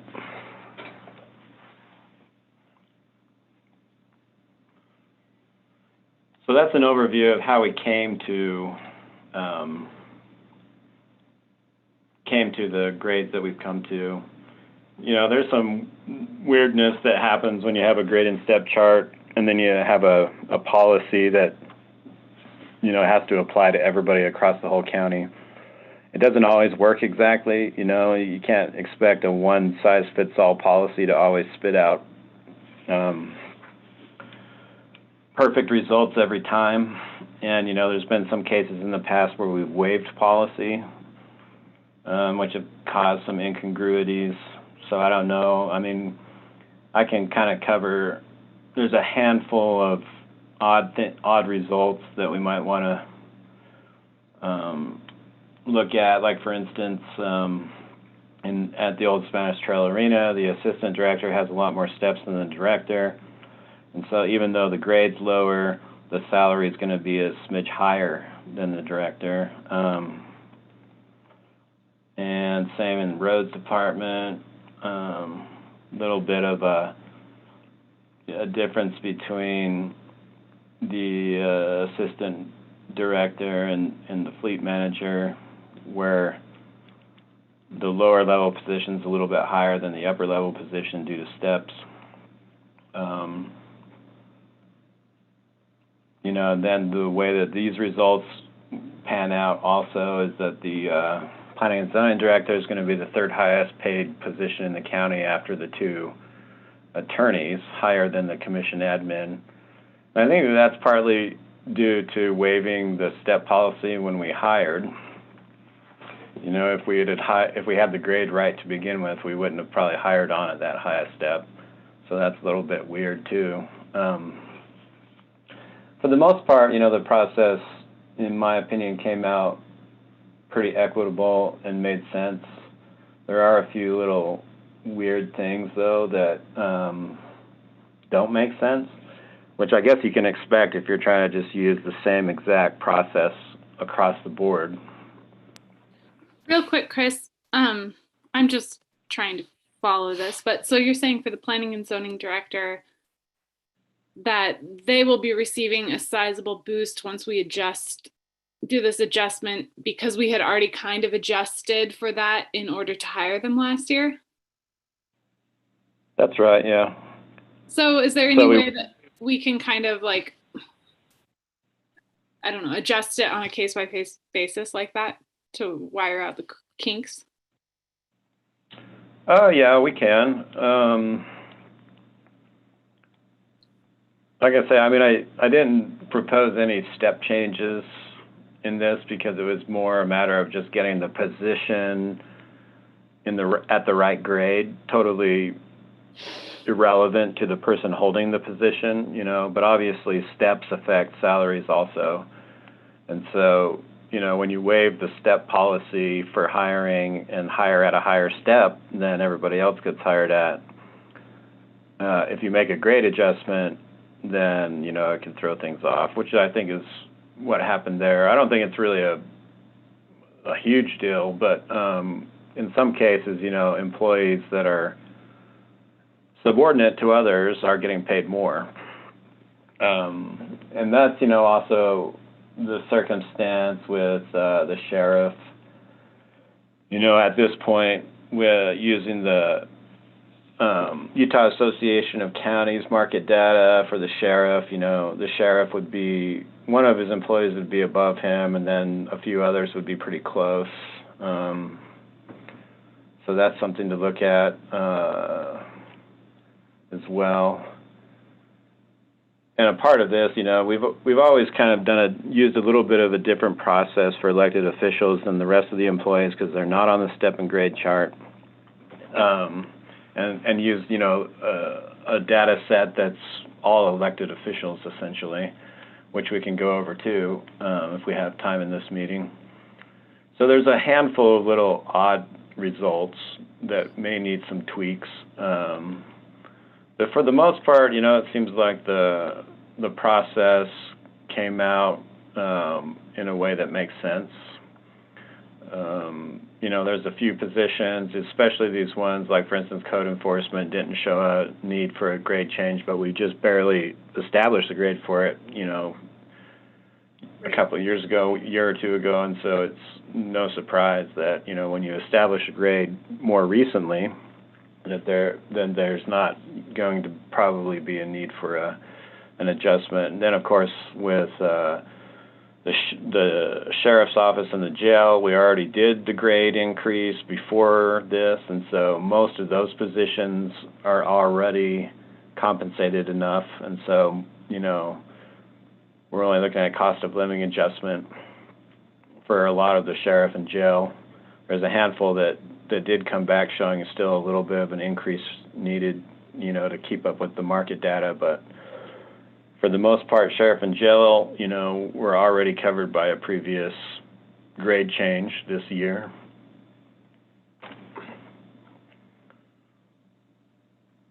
But I'm trying to use, you know, the same methodology as I used in 2018 for the 2019 salary adjustment.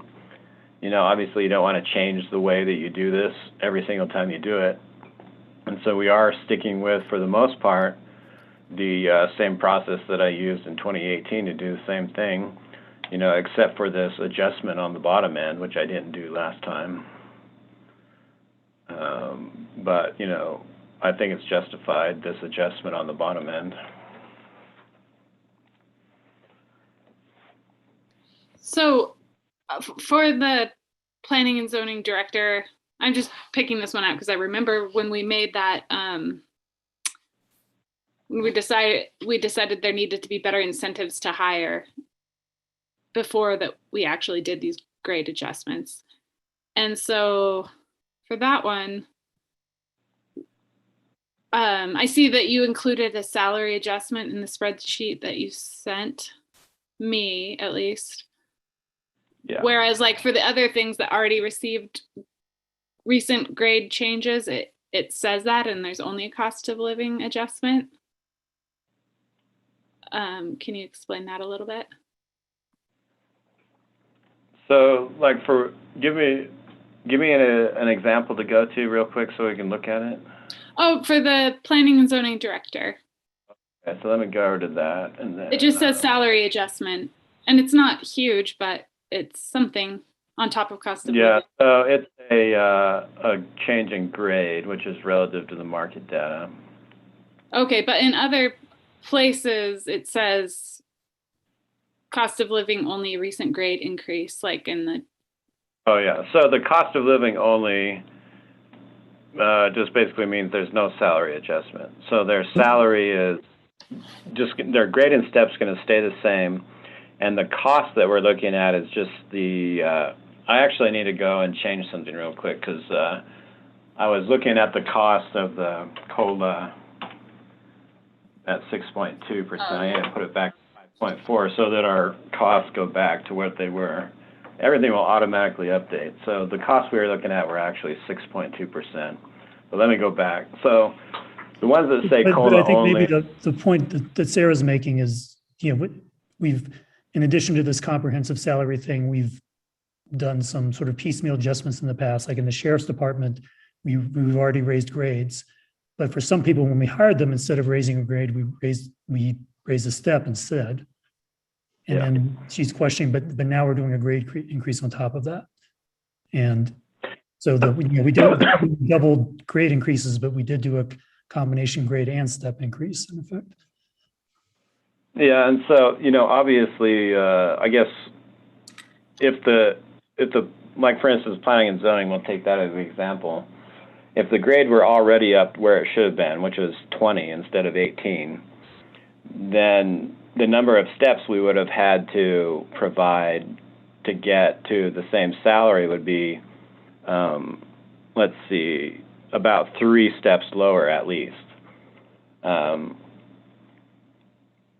You know what I mean? So if we had already made the adjustment for the market data and it was a grade 20 position, to get to the same salary that we offered, we wouldn't have had to have offered it at a 12. We probably would have, at step 12, we probably would have had to only offer it at a step 9 to get to that same. Right.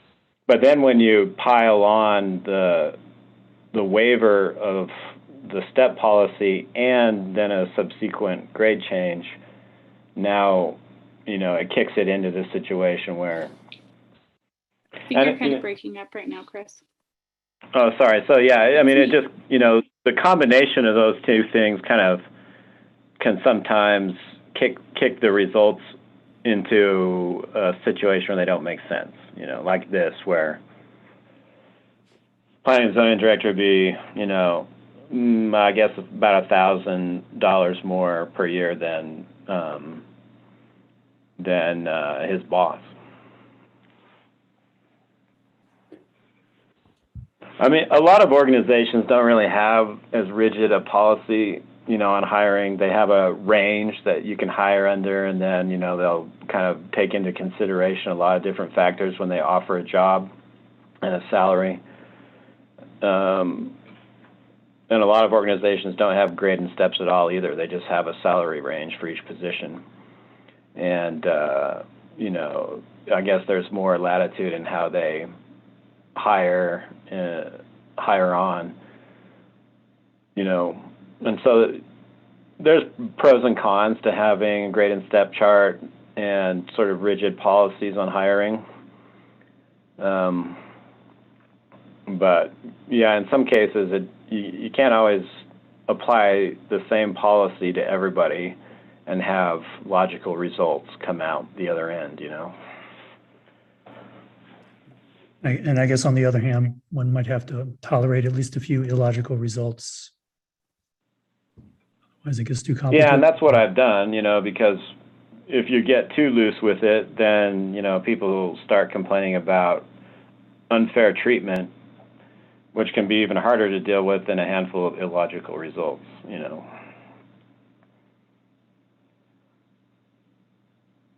But I mean, if we wanted to, for instance, if we wanted to equalize, you know, this situation, you know, we could roll the steps back 3 to equalize, you know, and maybe, you know, in a situation with OSTA, bump the director steps up a little bit. I don't know. I mean, I like to have the grade for the position established totally irrelevant to the employee. And if we want to make adjustments that are relevant to the employee or whatever, then that's when we would use steps. So there are a few, like I say, a few sort of awkward outcomes. And there are some ways, you know, obviously to adjust these things. But they would, you know, fall outside of policy a little bit and fall outside of the standard process that we've used here. But just to clarify, I was just trying to clarify some of the anomalies or odd results. I wasn't suggesting that they have to be fixed or anything. I'm happy to take your recommendation on that. Yeah, I mean, I don't really care. They're not big incongruities, quite honestly. None of them are. It's more, you know, I guess, a matter of principle for some. But from the financial perspective, they're, you know, they're not significant.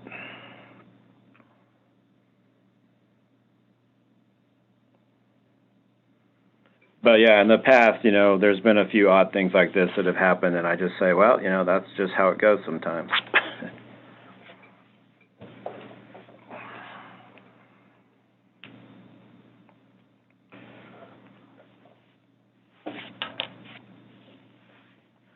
But with regard, you know, I guess we're in the, you know, the salary adjustment part of the discussion. And obviously there's too many employees to go over every single one of them. So I guess I would just, you know, ask if you guys have any concerns or more discussion on the salary adjustments themselves.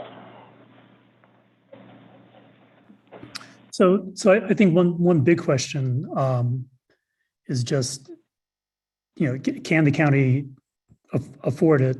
You know, like the revenue that we're seeing now, we expect it to continue into the future, and it'd be like how much of that is sales tax increase versus property tax or other things. I know you sent out some memos that look, you know, I like it. Just focusing on this year, I'm aware that things look quite good and we're within budget. But maybe you could say a little bit more about, you know, is there any reason to think that revenue is going to fall in future years or something like that? Well, I've never seen revenue actually fall. I've definitely seen changes in growth rates, that's for sure. You know, between 2013 and 2015, the Mighty Five campaign was raging. We had the National Park Centennial. And then, you know, other revenue streams were really strong too, you know, like mineral lease money. And so we saw some really big revenue increases, you know, but then within a few years, the impact from those revenue increases caught up with us, you know.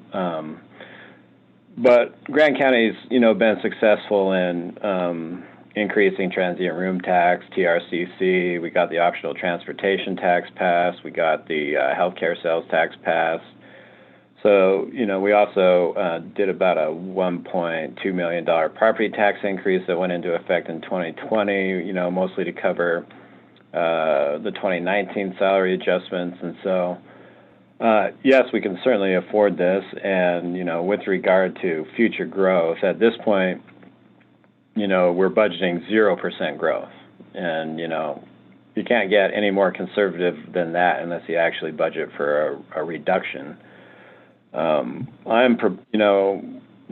looking at a revenue increase on average across all of our sales taxes of about 45% relative to 2019.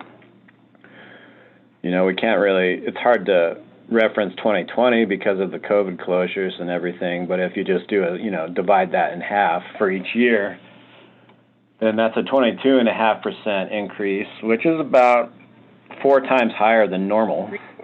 So we're definitely in a growth spurt with regard to revenue.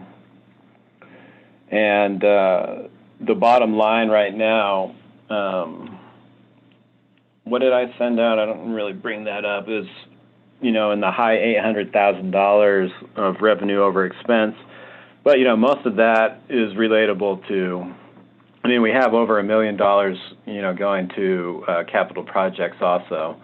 And then we have about $1.6 million in grant money. So, you know, even if we canceled out the one-time expenditures, you know, we're still net positive on revenue, which we've never really budgeted for as far as I know. Every budget that I've ever been involved with, we've budgeted to actually take money out of the bank, not put it back in. So that's good. And as far as I know, we've never budgeted for 0% growth either. So that's another major conservative But I guess my thought, and I'm just sort of playing devil's advocate here. I mean, that all sounds reasonable, but, you know, suppose we assume that the big increase in tourism we're seeing now is part of some COVID bubble and it's going to go away in a year or two. Like if we look back, you know, if tourism kind of goes back to the curve that it was on before the Miami 5 campaign, you know, to sort of moderate growth starting in 2012, how much does that, I mean, if you make the most pessimistic, realistic assumptions you can about tourism, are we still okay?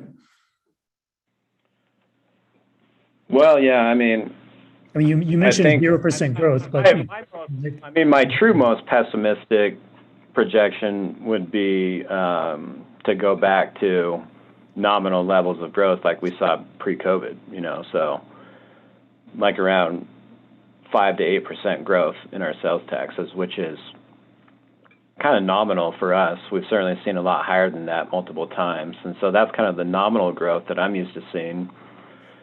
And so budgeting 0% growth is, you know, even more conservative than that. And like I say, we can't get any more conservative than to say that we'll actually see reductions in revenue, which I've got data going back to 1998, and we've never seen a reduction in revenue. We've seen drop-offs in growth rate, but we've never seen a year where we actually had less revenue one year than the year before. So we've never seen negative growth. Can I make a comment? Go ahead. So Kevin, I've considered the exact same question that you have, and you know, we talked about it in the budget advisory meetings of, you know, is this growth we've seen here real? Is it going to evaporate? Is it some kind of COVID related anomaly?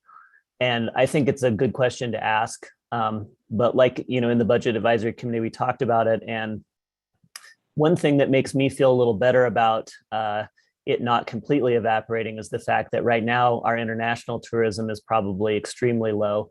And so even if, you know, the domestic tourism tapers off because people can go back to Vegas and wherever else they want to go indoors, we would assume that we're going to see that international tourism pick back up and hopefully make up for any reduction there. And that's how I felt comfortable with us going forward with a 0% growth projection. But, you know, one thing that is going to be changing in the future is we're not really approving new overnight accommodations very much anymore. And that's also something that, you know, has never happened in the past, but, you know, and I assume our occupancy rates, you know, have room to go up, but it seems reasonable to assume that the numbers of tourists are going to start leveling off, and maybe our revenue per tourist might increase. So I just think it's a little bit more complicated than looking at the trend lines from past years and saying, you know, this is the slowest we've ever grown, because I think there's various ways in which the future is going to be different from the past. Well, we still have, I mean, there's still many, many hotel rooms that are approved that are not built yet. So it's going to be several years before we actually don't see any growth in the overnight accommodation sector. But I guess what I'm saying is we're not factoring in any continued growth at all right now. None whatsoever. So none of this is predicated on any growth at all. If we just stopped growing completely, 100%, no new growth, then we can still afford what I'm proposing. And any growth on top of that is going to be, you know, essentially a surplus to the budget next year because we're not budgeting any growth. Okay, yeah, thanks. And as I say, I was mostly playing devil's advocate. I just wanted to get, you know, into the public record that we're thinking hard and making sure that, you know, we're not just recklessly giving a bunch of salary increases. We're doing it because there's a need, but also because we can afford it. So. Everyone, I got kicked off during that conversation I initiated about step and grade increases. So I don't know how it finished out or transitioned to this, but I just wanted to throw it out there that I would be curious to know how many people we hired in the last year where we made those sorts of negotiations for increased steps or grades, and just make sure that that's that we can factor that into the salary adjustment, because I don't think it's very prudent, for instance, to negotiate a really high wage for somebody taking a position and then immediately bump it by like 20 grand if that person has that salary for the next 30 years. You know, I mean, it's a big cost. So I'd just like to have those instances highlighted so that we can see what the impact is on the budget. Does that make sense? Okay, yeah, we can pull those. There aren't very many, really. I think, you know, part of it is we actually adjusted our hiring step policy since some of these waivers were made. And that's, you know, potentially going to create some issues moving into the future, because a lot of our employees were hired under the old policy. And according to the new policy, had they been hired, you know, they would come on with twice as many steps.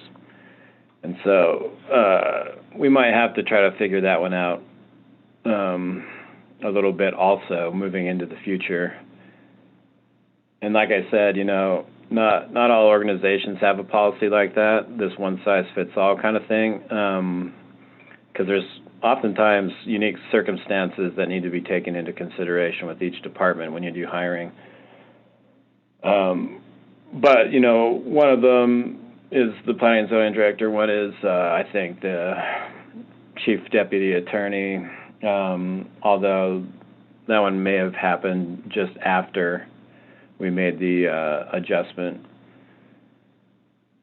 And so, you know, it's you know, like for instance, if I were hired, you know, if Mallory and I were hired on after the step policy changed, or we had a waiver, you know, we'd have twice as many steps, and then we wouldn't have a subordinate getting paid more than us. But it just so happened that, you know, we came on just before that change, and so, but going back and doing a retroactive change for everybody is not possible. That would be too expensive. But you also have to be able to recruit and stay competitive on the marketplace too. So we might just have to, you know, revisit our hiring policy and inject, you know, a little bit more options for more logical outcomes, you know. I don't know. It's not something that I have an answer to right now, but I do foresee it being a problem moving into the future, because we could follow that policy and all the new hires could end up making more right off the bat than the people who have been here for years.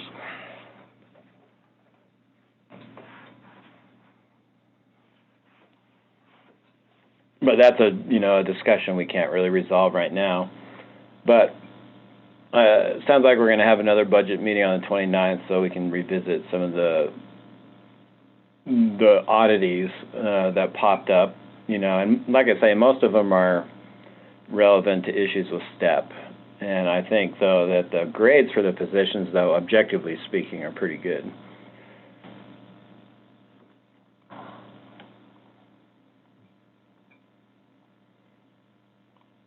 So with regard to the salary adjustment, is there anything else that we wanted to go over or discuss?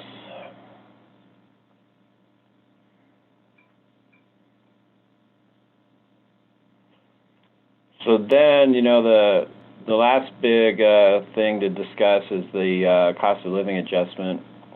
You know, it's been informal policy, I guess, you know, over the years. It's not really a policy per se, but our practice has been to match the national inflation rate average for our cost of living adjustment. And when I put this together initially, it was at 5.4%, and it's since gone up to 6.2. So I don't know if So Chris, when we've done the COLAs in the past, are you looking at specific months like December to December or January to January? Or because, you know, the CPI fluctuates throughout the year, and you have to, that's a monthly figure. I think the, you know, the data set that I pull from is usually the rolling average. So I think you know, what I would recommend doing is just, you know, there's kind of a cumulative CPI. And so we can look at when this policy started a few years ago.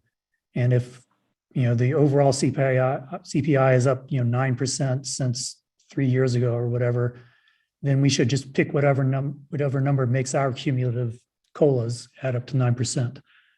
So that way, if we make it too big or too small one year, we make up the ground in the next year.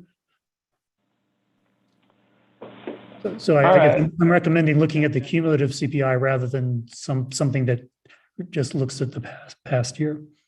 Yeah, I mean, CPI is a different statistic than inflation. It factors into the inflation formula, but they're not exactly the same thing.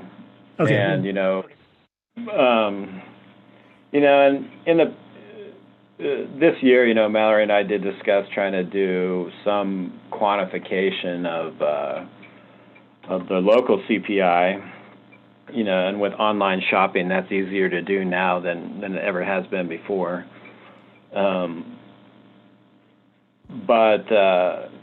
Yeah, I mean, we've always just used the rolling average for the national inflation rate, which is basically a quantification of the devaluation of the dollar over that rolling. Even there's different, like there's various different measures of national inflation, some of which take housing costs into account, some of which don't, some of which exclude food and energy because those are volatile. So you still got a lot of, there's no single best national inflation rate, I think. Oh, yeah. And I mean, when we're talking about cost of living, you know, it's a little bit like opening Pandora's box for Grand County anyway. There's been some studies, they're a little dated now from 2017, 2018, you know, that once you, and it's really a factor, cost of living factor, where you look at, you know, the consumer price index for various things like housing, and then create a factor against the average median wages. And, you know, that study from a few years ago showed that, you know, that cost of living factor for Grand County was the second highest in the state of Utah. Wouldn't surprise me if we're number one now. So all I can say is, you know, the more data you start to bring in about these kinds of things, the more you start to see that, you know, cost of living in Grand County is very, very high, especially when you adjust it for median wages. But we have to live within, you know, the constraints of our budget, obviously, and our revenue streams, and so that's why we've used sort of these national averages. Because when you start drilling into it, I think you'd find that, you know, Grand County's a true adjustment for Grand County's increases in cost of living would be higher than the national. But I don't know that we'd be able to afford it, quite honestly. And we can send out some of those studies so you can take a look what I'm talking about. Yeah, if you could email out just which precise figures you're looking at and also what we've used in the past. I would be interested to see that. Yeah. So, but the fundamental question, I guess, if we stuck with that national rolling average inflation rate, would we want to adjust it to the most recent state, before we do this? Or most of the prognostication that I'm seeing is that it's only going to go up. I'm not really seeing any economists projecting that inflation is going to come down anytime soon. Yeah, I was going to say the same thing. That's all I've really heard is that, the cost of everything is going to continue to rise. I would support the most recent 6.2. So yeah, if we go to 6.2, this little calculation right here shows what the cost would be, and that's across all funds, not just the general fund. So it'll be about 115,000 more across all funds if we went from 5.4 to 6.2. And that 115, that's just the difference between 6.2 and 5.4, or that's the total COLA cost? That's the difference. So this is the total COLA cost. I know it's probably hard to see on this spreadsheet, but the total cost of living adjustment would be at 6.2 would be 691,000 about, and that's across all funds. And that's about 115,000 more than at 5.4.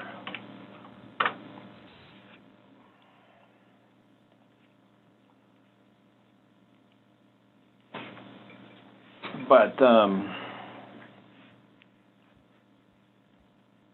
I don't know. I mean, it could be another thing.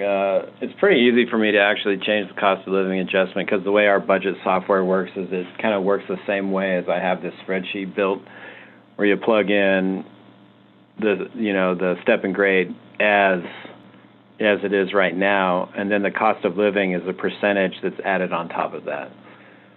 So I can change the cost of living percentage really easily in the budget. I don't have to go and manually enter it in for everybody.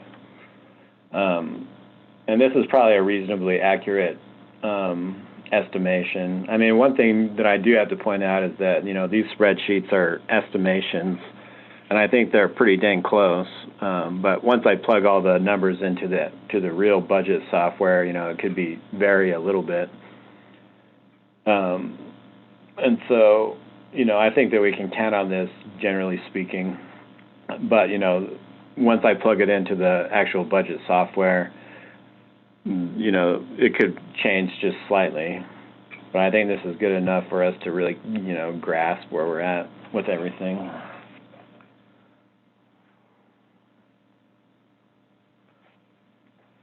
But, we could revisit, I guess my point is we could revisit the cost of living adjustment on the 29th too.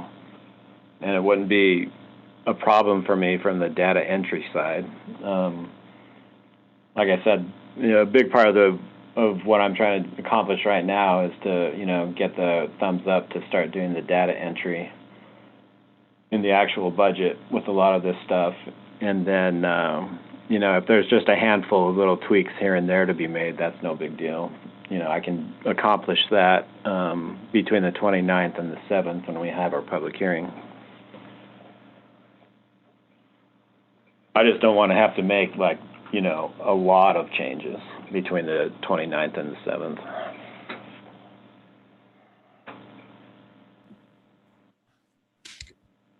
Well, I'm fine with doing what you've got here with only small changes rather than extensive changes. Okay.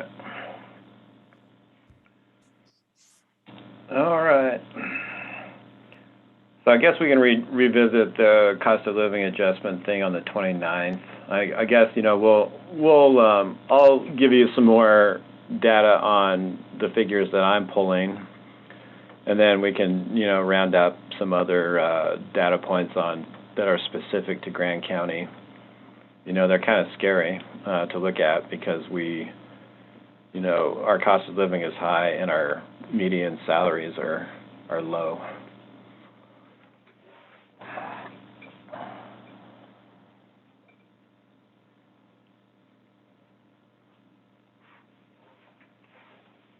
And then just also, I guess, to clarify how we normally do a cost of living adjustment is that we adjust the entire step and grade chart. So, you know, this step and grade chart runs on a formula, and what we would do with our cost of living adjustment is just adjust the entire thing up by whatever percentage the COLA is. So we're not actually, you know, changing anybody's grade or step relative to the COLA. We're adjusting the entire step and grade chart up by the percentage of the COLA, if that makes sense.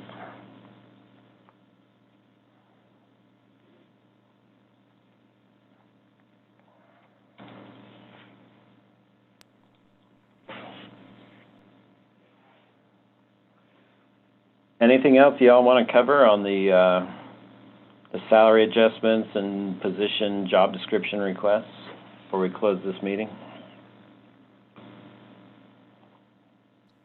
I don't have any questions. Does any of the other commissioners?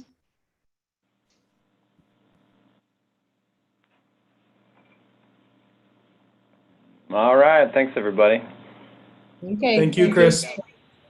Yeah, we'll count on the 29th then for our final budget workshop to clear up some of these loose ends, and